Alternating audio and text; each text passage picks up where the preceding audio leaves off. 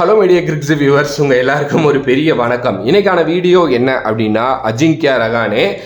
நேற்று மேட்ச் முடிஞ்சதுலேருந்து வைக்கப்படுற ஒரு மிகப்பெரிய குற்றச்சாட்டு அஜிங்கியா ரஹானே மேலே தான். தம்பி, நீ என்னப்பா ரொம்ப நல்லா க்யூட்டாக ஒரு டெஸ்ட் இன்னிங்ஸ் ஆடிட்டு இருக்க அப்படிங்கிற மாதிரி தான் சொல்கிறாங்க. ஆப்வியஸ்லி நேற்றுக்கான மேட்ச் அப்படின்னு பார்த்தீங்கன்னா அது வந்து ஸ்லோ பிச்சு தாங்க. அது 277 அடித்த பிச்சு தான், நான் இல்லைன்னா சொல்லலை. அதுக்கப்புறம் நான் நேற்று நமக்கு கொடுத்த விக்கெட் வந்து பிளாக் சாயில் விக்கெட்டு, அது ஸ்லோ பிச் அப்படின்னு வந்து சொல்லிட்டாங்க. ஓகே, ஸோ அதில் ரஹானே கஷ்டப்படுவார் தான் டெஃபினெட்லி.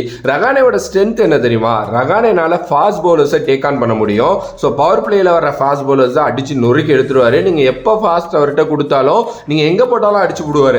அது வேற விஷயம். அதனால தான் டெல்லி மேட்ச்சில் எல்லாரும் ஃபெயில் ஆனப்போ, இன்க்ளூடிங் ஃபார்மில் இருக்க சிவம் டூபே ஃபெயில் ஆனப்போ கூட அஜிங்கியா ரஹானேல அங்கே வந்து சர்வே பண்ண முடிஞ்சிச்சு. 40+ அடித்தார். ஓகே, ஆனால் இவருக்கு நீங்கள் ஃபாஸ்ட் பவுலிங் காட்டாமல் ஸ்லோ பிச்சஸில் நீங்கள் வந்து பேக் ஹேண்ட் பவுலிங் போட்டு, அதே மாதிரி நல்லா ஸ்லோ பவுன்சர் லெக் சைடு விலக்கி போட்டீங்கன்னா மனுஷனால விளையாடவே முடியாது. நேற்று அதுதான் பண்ணாங்க. இன்டர்நேஷனல் லெவல்லையே ஸ்பின்னர்ஸுக்கும் ஸ்லோ பால் போடுற பவுலர்ஸுக்கும் திணறின ஒரு ஆள் தான் வந்து பார்த்தீங்க அப்படின்னா அஜிங்கியா ரஹானே. அதே ட்ரிக்கை நேற்று கரெக்டாக ஸ்லோவான பிச்சஸில் வந்து பார்த்தீங்க அப்படின்னா யூஸ் பண்ணிட்டாங்க. இதே அந்த பிச்சு ரொம்ப நல்லா இருக்குது அப்படின்னாலும் ஸ்லோ பால் போடுறப்போ அந்த பால் ஸ்ட்ரெயிட்டாகவே வந்துடும், பாடிக்கு வந்தால் அந்த பால் கண்டம் தான். ஓகே, பட் ஆனால் நேற்று வந்து பிச்சு அப்படி அமைஞ்சிருச்சு. ஆனாலுமே அவர் ட்ரை பண்ணாருங்க, தூக்கி அடிக்க ட்ரை பண்ணாரு.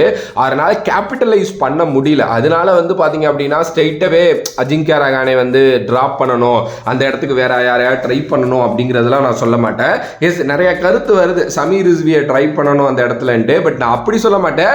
சமீர் ரிஸ்வியை மேபி ரஹானேக்கு அப்புறம் டேரல் மிச்சலுக்கு அப்புறம் அனுப்பலாம். அதுக்கப்புறம் நீங்க ஜடேஜாவை அனுப்பி ட்ரை பண்ணலாம். அப்படி அனுப்புறதுக்கு வேணா நீங்க வந்து பாத்தீங்க அப்படின்னா பார்க்கலாமே தவிர ரஹானேவை டிராப் பண்ணிட்டுலாம் வேற எந்த பிளேயரையும் எடுத்துட்டு வரக்கூடாது. ரஹானே கிட்ட ஒரு நல்ல எக்ஸ்பீரியன்ஸ் இருக்கு மக்களே. அந்த எக்ஸ்பீரியன்ஸ் என்னைக்கா இருந்தாலும் நமக்கு வந்து பாத்தீங்க அப்படின்னா உதவும். அண்ட் ரஹானே ப்ரூவ் பண்ணியிருக்காரு, என்னால் எப்படியும் விளையாட முடியும், என்னால் T20 கிரிக்கெட் விளையாட முடியும், நான் நல்லா விளையாடுவேன் அப்படின்னு சொல்லிட்டு போன வருஷம் அவர் வந்து பாத்தீங்க அப்படின்னா அதை ப்ரூவ் பண்ணியிருக்காரு. குறிப்பா மும்பைக்கு அகைன்ஸ்டா மும்பை பிச்சில் வச்சு பண்ண சம்பவம் லாஸ்ட் இயர் மறக்கவே முடியாது. ஸோ அதனால வந்து பாத்தீங்க அப்படின்னா ஸ்ட்ரைட்டாவே வந்து ரஹானேவை டிராப் பண்ணணும்னு சொல்றதெல்லாம் ரொம்ப தப்பான விஷயம். போன மேட்சுமே, அதாவது இப்போ இந்த SRH மேட்ச் இல்லை, DC மேட்ச்லையுமே வந்து பார்த்தீங்கன்னா நம்ம தோத்துருந்தாலும் ரஹானேயோட பர்ஃபார்மன்ஸ் அங்கே ரொம்ப நல்லா இருந்தது. அவர் 40+ வந்து பார்த்தீங்க அப்படின்னா அடிச்சிருந்தாரு. லாஸ்ட் ஒரு ஃபியூ கேம்ஸாக அவர் வந்து பார்த்தீங்க அப்படின்னா ரொம்ப நல்லாவே போன வருஷத்துலேருந்து விளையாண்டுக்கிட்டு இருக்காரு. அப்படிப்பட்ட ஒரு பிளேயர் வந்து ஒரு மேட்ச் ஃபெயில் ஆகுறாரு, இல்லை 2 மேட்ச் ஃபெயில் ஆகுறாரு அப்படிங்கிறதுக்காகலாம் ட்ராப் பண்ண முடியாது. அண்ட் இன்னும் ஒரு சில பேர் சொல்றது என்ன அப்படின்னா, அஜிங்கியா ரஹானே வந்து ரொம்ப ஸ்லோவாக ஆடிட்டாரு, அந்த இடத்துல அவர் நினைச்சிருந்தாருன்னா கொண்டு போயிருக்கலாம் கேமை அப்படின்னு சொன்னாங்க. இதுக்கு வந்து பார்த்தீங்க அப்படின்னா ஹசியே ஒரு பதில் சொல்லியிருந்தாரு. பிச்சு வந்து ரொம்ப ஸ்லோவான பிச்சு, 180 தான் ஒரு மினிமம் டார்கெட், நல்ல டார்கெட். அதுக்கு தான் ரஹானே போராடிக்கிட்டு இருக்காரு. இன்கேஸ் ரஹானேவனால அதை அடிக்க முடியலை அப்படின்னா சிவம் டூபே அதை பார்த்துப்பாரு.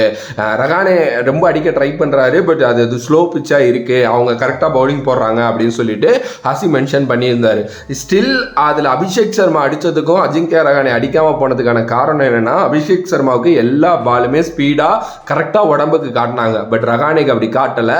ஏன்னா அங்க நல்ல கேப்டன்சி பண்ணிட்டாரு பேட் கமின்ஸ். இவ்வளவுதான் சிம்பிளான விஷயம். ஓகே, அதுக்காக ரஹானேவை டிராப் பண்ணணும், வேலைக்கு ஆகவே ஆகாது, அதெல்லாம் வந்து ரொம்ப தப்பான விஷயம். ஏன்னா மனுஷன் போராடி இருக்காரு, போன சீசன் நிறைய மேட்ச் சிங்கிள் ஹேண்டடா வின் பண்ணி கொடுத்துருக்காரு.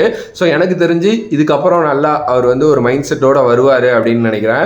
போரான ரஞ்சி சீசனுங்க, போன ஐபிஎலுக்கு அப்புறம் ஒன்றுமே அவர் விளையாடலை, ஒழுங்காவே இல்லை. பட் ஸ்டில் வந்து பார்த்தீங்க அப்படின்னா அவர் ஐபிஎல்ல வந்து நல்லா பர்ஃபார்ம் பண்ணுறாரு அப்படின்னா அவருக்கு ஒரு கான்ஃபிடன்ஸ் சிஎஸ்கே கொடுத்துருக்காங்க.